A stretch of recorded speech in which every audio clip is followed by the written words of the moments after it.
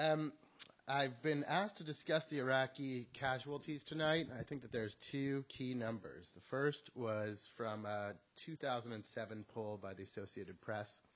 They asked Americans how many people they had thought had died in the Iraq conflict, how many Iraqis had died.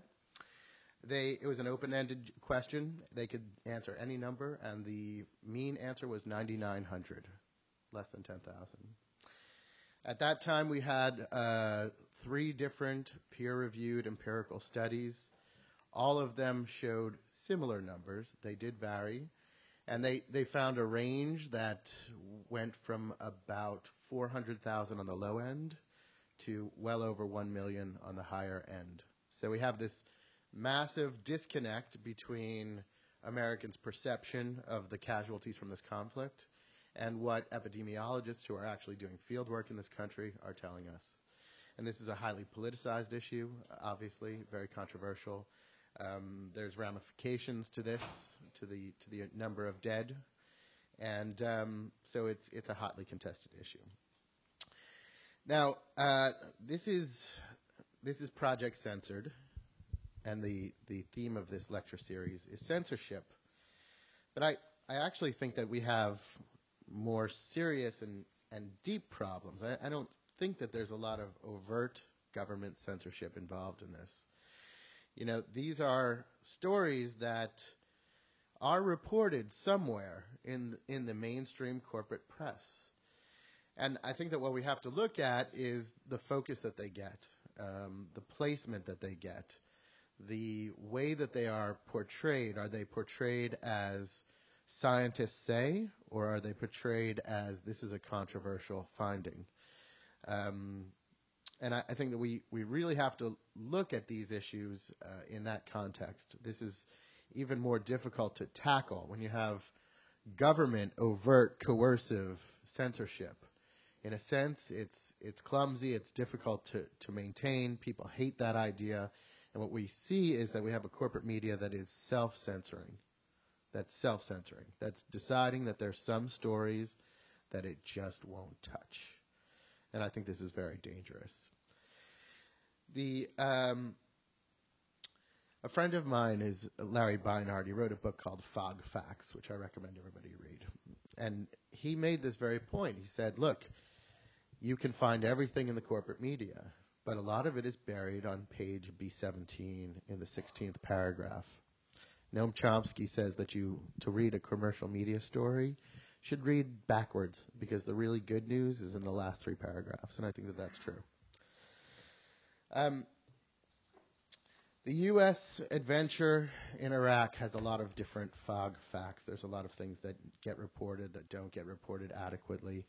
In March, I went down to Washington to cover the Winter Soldier hearings, which many of you have probably never heard of.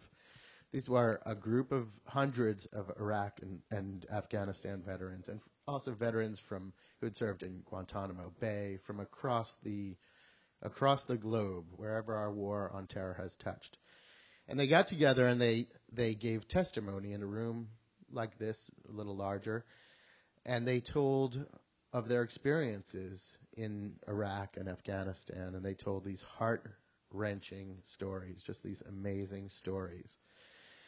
They were very young. They were like young people that you would see out on the quad here, right? They would fit in on the campus perfectly. But they were damaged. They were deeply damaged also. Some of them had physical damage. They were on wheelchairs, missing limbs, but they had psychic scars, really deep, profound psychic scars. They told of what they had seen in Iraq, with the rules of engagement starting off very strict. They could only return fire when they were fired upon at the beginning of the conflict. And they told of how the rules had declined in severity. And eventually, they were ordered to fire on anyone that they thought might possibly potentially be a threat. They told of being given direct orders to shoot to kill anyone that they saw walking with a shovel, because you could dig a roadside bomb with a shovel. Now, this got covered by the Washington Post. Didn't get any mention in the New York Times. The Washington Post put it in its local community section. they dedicated 3 paragraphs to it. And what they said was, let me actually find it because it's just too good. They said, a group of Iraq veterans gathered together to talk about their experiences in the war. So that was a fog fact. It was reported. We can't say that these soldiers were prevented from speaking, and we can't say that there was censorship of the media. I don't believe the White House told the Washington Post to put that in their community section, their local section. The ultimate fog fact is the number of Iraqis that were killed following the United States invasion in 2003. It was actually, Mickey attributed this to Don Rumsfeld, who is a great machine for ridiculous quotes, but it was actually Tommy Frank who said, we don't do body counts.